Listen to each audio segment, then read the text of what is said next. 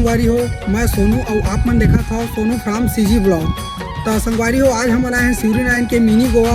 तो मिनी गोवा में चल के आप मन ला देखा था का मिनी गोवा सच में गोवा जैसे है या फिर नाम के बस मिनी गोवा है।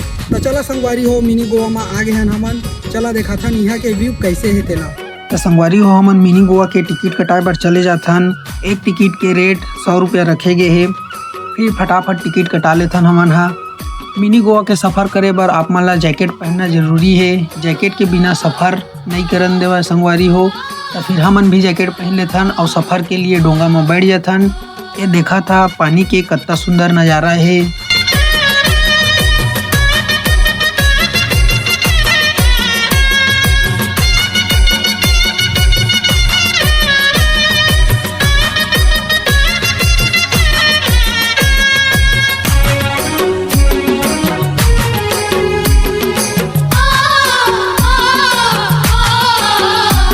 फिर हमन हंसती मजाक करत करत मिनी गोवा पहुंच जथन संगवारी हो। तो चला मिनी गोवा के अब नज़ारा ला देखा थन।